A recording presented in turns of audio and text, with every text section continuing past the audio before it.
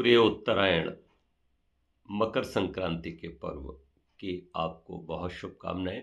क्या है ये सूर्य उत्तरायण? पृथ्वी सूर्य के चारों ओर चक्कर लगा रही है, तो एक अंडाकार दिशा में जब ये बढ़ती है तो जैसे बढ़ते हुए जब ये लास्ट पॉइंट पर आती है और यहाँ से ऊपर को उठना शुरू होती है, तो इस लास्ट पॉइंट से जब वो टर्न होती है तो यहाँ सूर्य जो होता है वो मकर राशि होती है, उसमें प्रवेश करता है। तो इसी को सूर्य उत्तरायण कहते हैं। और संक्रांति होती है मकर की। 12 संक्रांतियां होती हैं। सूर्य जिस जिस राशि को स्पर्श करता है और उसमें फिर प्रवेश करता है तो वो उस राशि की संक्रांति कहलाती है। मेघ की संक्रांति, वृक की संक्रांति, मिथुन की संक्रांति, कर्क की संक्रांति, ऐसे ही मकर संक्रांति। तो यहां से जो सूर्य होता है वो उत्तरायण हो जाता है। सूर्य उत्तरायण होता है, सूर्य दक्षिणायन भी होता है, पर हमें इससे क्या लेना देना? ये एक बहुत बड़ा संदेश है हमारे जीवन के लिए।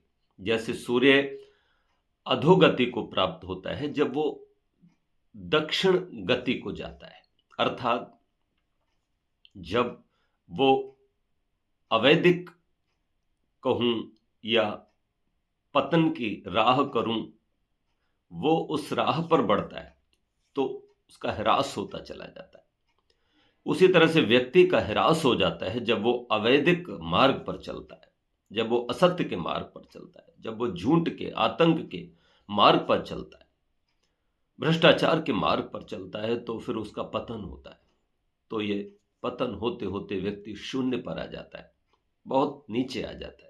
तो यहां से भी अगर वो अग्नि की तरह, जैसे अग्नि होती ना, वो ऊपर उठने का प्रयत्न करती है ना, वैसे ही व्यक्ति अगर ऊपर उठने को प्रयत्न करे, ऊपर उठने की इच्छा करे, तो बस उसी दिन से उसका उत्तरायण शुरू हो जाता है। जब हम सत्य की ओर बढ़ते हैं, जब हम साधना की ओर बढ़ते हैं, जब हम अच्छाई की ओर बढ़ते हैं, जब हम बुराइयों को छोड़ते हुए और अच्छाई को धारण करते हुए आगे पूरे मन से जब चलने लगते हैं, तो फिर हमारे जीवन का उत्तरायण हो जाता है।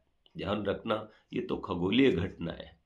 इन घटनाओं को आप अपने जीवन के साथ जोड़ें और आज से ही संकल्प लें कि हम भी अपने जीवन के उत्तरायण का अब काल शुरू करेंगे। जो बीत गई उसे भुला देंगे और आगे की सुध लेंगे और आगे हमेशा अच्छा ही अच्छा काम करेंगे, बढ़ते चले जाएंगे, बढ़ते चले जाएंगे, चढ़ते चले जाएंगे। तो बहुत बहुत शुभ